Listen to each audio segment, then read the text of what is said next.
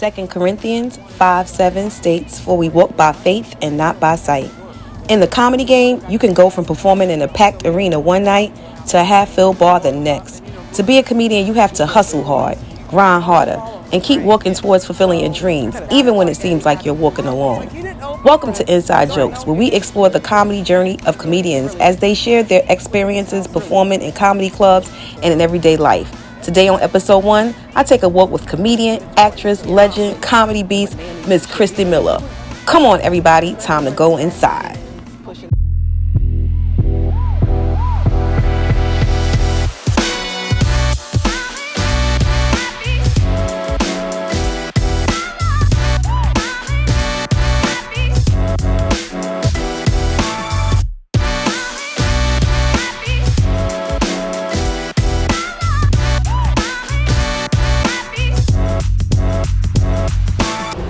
What's up?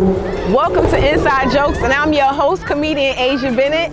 And today we're going to go inside with comedian Christy Miller. Everybody give it up. What's up, girl? Congrats on your new show. Thank you. So this is a show where we basically dive inside the world of comedians and go experience their journeys and hear their stories and get the inside scoop. So today we're here with Christy Miller. She is one of the most phenomenal acts that I know. Definitely a headliner and a closer like you've never seen, and you're gonna find out more about her and then you'll know why. So let's start off with, when did you decide that you wanna do comedy, and where are you from? Well, I am from San Francisco, California originally. All right. You know, growing up we used to call it Sam and Frank's Disco. Okay. Okay, Queen. All right. Okay.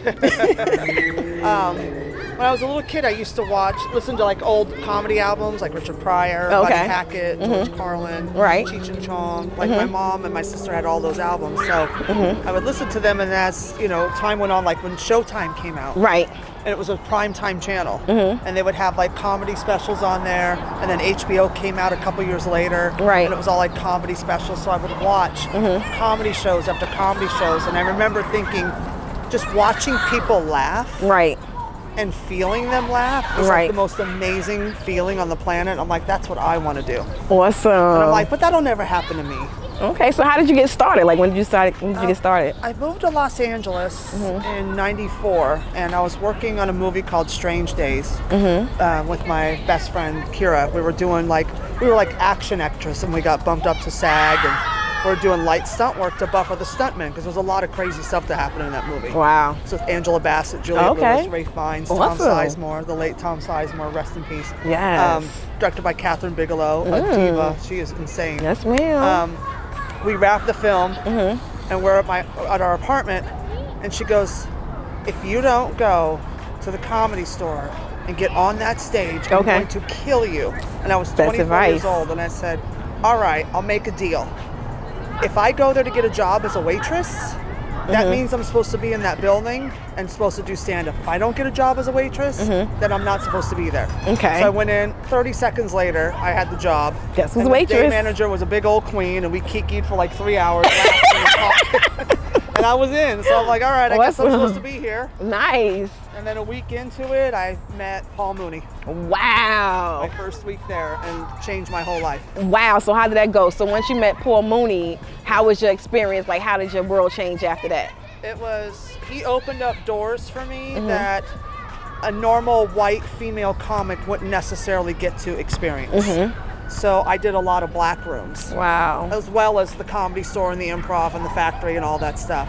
So I got to really experience different types of crowds. Right. And master Right. different types of crowds. So I call it the comedy trifecta. Right. I can play white rooms, Right. black rooms, and gay rooms. Yes. And if you can do the trifecta, you know you're good. Right. I always say that, not like to toot a horn, but I watch a lot of white comics bomb like the Ukraine Wow. in black rooms. Right. Because they pander to them, and I call it white cooning.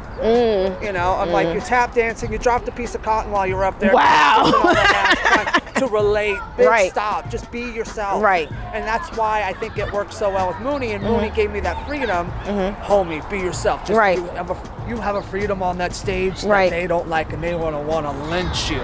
Wow. You know, so but he taught me to have freedom and to really be myself. Wow. And it really changed me as a performer and a writer. And it was just, I found parts of myself that I didn't know I had. Wow.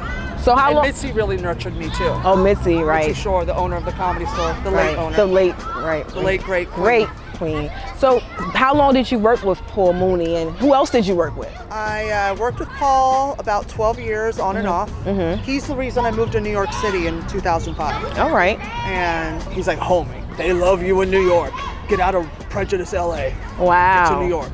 So I did, and I would play Caroline's with him. It started off as once a month, and then Caroline and Lewis had us do twice a month. Then it became every week at one point. Wow. So it was great, steady work, and but it took me out of the circuit for a long time. Right. But I was also really close to a gentleman you may have heard of called Andrew Dice Clay. Woohoo! He's this icon. Legend. Legend. Okay.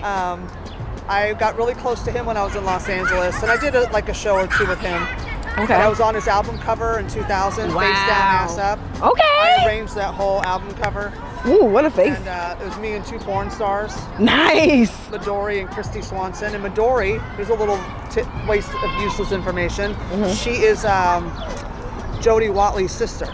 Okay. And I said, oh, so they call you Jody Twatley? And she died.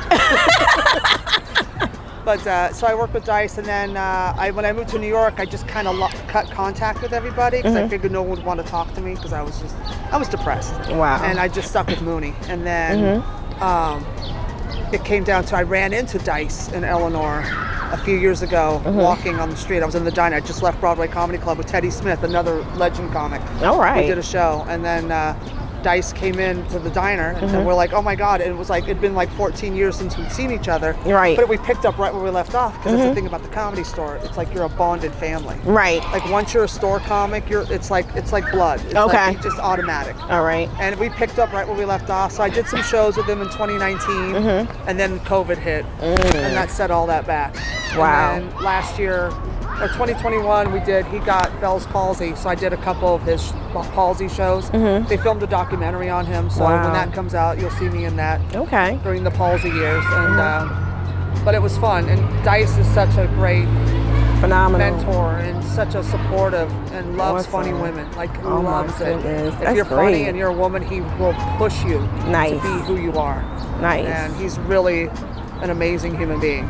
All right. Well, that's like an awesome journey. There's not too many comics that have managed to work with as many legends as you have, from Paul Mooney to Andrew Dice Clay. I have stories about Richard Pryor. Oh my gosh, the Richard Pryor. Richard Pryor was playing Monday, Wednesdays, and Fridays when I first got there to help Mitzi out, because it was the dark days of comedy and a lot of people were going out in the 90s. And Richard was sick. So he'd come in Monday, Wednesday, and Fridays for the 8 o'clock show, and it would sell out in a minute. And then as time went on, Richard got sicker and sicker, and he would have to cancel because he just couldn't do it. Right. So Mooney and I decided, because Mooney treated me like his kid. Right. I like his daughter. And he would take me to Richard's house in Encino, and we'd hang out with him and just keep him company. So he's in bed, he can't move, he's got PMS, and but he had one of the big console TVs in his room, and Mooney would sit on the rocking chair, and I would kiki with Richard and make him laugh. He was watching Mannix, because those old black people love old TV. Please shut up. And we had the volume on mute, and you remember his secretary was black. Right. And back then she had one line, "Coffee, Joe?" And I'm like, if this was now, this bitch would be like, motherfucker, can't you see I'm on the phone? Right. You're a grown-ass man. You can get your own damn coffee. Okay. Bitch, I'm trying to get my kiki on. And Richard's like, screaming, and Mooney's laughing. And, there's so much fun. And wow. It's just the stories and the experience that I have, because of Mitzi Shore and Paul Mooney. Right, legendary. Dice, these are two icons I grew up listening to. Wow. Because I remember Mooney did a thing on Geraldo. Oh, there's a name I'll pick up. Hold on. And dust off that name. Did something about controversial stuff. I forget what the show was about, but I remember seeing Paul Mooney on there. Right. And I remember I was at my mother's house. I hadn't even moved to LA yet. Okay. And I remember watching it going, I'm going to know him one day. He's going to be my best friend. And look how it just all came into just happened. And I told him that story too. Wow. He goes, homie, we're connected. Wow, that's just super awesome. What other things do you do Christy. Like when Christy isn't on stage, what do you like to do? Like, what are your hobbies? What are your job? What do you know? What do you like to do? What I love to do is I love the gym. All right. I'm really into powerlifting. I love being strong. I don't train for aesthetics because if I did, I'm doing it wrong. Wow. And I train to be hard to kill. Nice. Yeah, I'm 52 years old, so. And you don't look a bit past girl. Don't crack chair. Come on now, cousin. Say what you gotta say. Oh, okay. Don't play with it. Okay. So. That's how you can tell a white girl has a lot of black friends. Yes, ma'am. She knows. She learned the Queen Helene cocoa butter secrets. Okay. Yeah, I just train to be hard to kill, and I love lifting weights. I love it. Like it's my happy place. Wow. I just put my headphones on. I don't like to work out with people because people aren't usually as strong as I am. Right. or like to work out the way I do. Like sometimes I go to the gym with Dice. Okay. And he goes, go do what you gotta do. I'm over here now.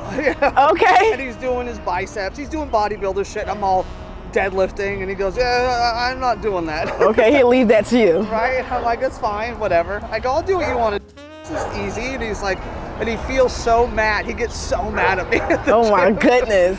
He goes, you lift that? I'm going to try. And I go, you sure? Okay, good luck with that. So I have the inside scoop, and I want you to announce the special announcement that we have, and none other than Christy Miller will be sharing. Oh, that. Yes, on March 24th, my debut comedy album, finally, after 6 months of waiting for it to drop, my new comedy album, Brutally Yours, will be out on all streaming. Yes. iTunes, yes, queen. Me tunes, you tunes. Okay, we tunes. Whatever pronoun tunes you However you want to identify tunes. on Spotify, Airware. Ooh. I recorded it back in September at the comic strip. Awesome. And I was getting so frustrated with the record company because I'm like, why is this taking so long to drop? Like this should be 2 to 3 weeks tops. Boom, out. And what had happened was Sirius was revamping all their comedy channels and how they acquire comedy albums, and Spotify was being all weird. So I think the record company was trying to hold back releasing it until they got all that settled, because now SiriusXM doesn't allow comedy albums. They won't buy a comedy album unless it's attached to a record label. Okay. They don't just do independent anymore. They used to. Now they don't bother with that anymore. And they changed how they want their tracks cut. So the record company held my album back just until that was settled, so they knew what they wanted. So if we released it and it wasn't the format they wanted or the track minutes they wanted or whatever, they would have just dropped it and never got airtime. But it'll be out. But it'll be out March 24th, and I'm very excited. Woo! Yes, ma'am. Yeah, so anywhere you buy your music or bootleg, whatever the fuck, I don't care. Just play my shit, okay? Just pop me famous. All right, so I want everyone to go out there. Please support Christy Miller. You had the inside scoop with her on Inside Jokes. She's out here grinding. You can see her daily. Catch her on Instagram. You can catch her on Facebook. And we'll share all the information and details below. You can follow me everywhere. YouTube, Instagram, Facebook. It's Christy Miller Comedy. And if you don't like me, I've been Kathy Griffin. All right, Christy Miller, thank you so much for joining us on Inside Jokes. You're welcome. Thank you so much, and we look forward to seeing much success for you. Please support her. Please support comedy. We thank you so much, everyone. Thank you for Inside Jokes. Let's go, cousin. All right, let's go. Thanks so much. Tune in, subscribe. You don't know where your comedy journey will end, but you know where it starts, from the inside. Thanks for tuning in to Inside Jokes. Please hit that subscribe button, like, or comment. Until next time, grace and peace.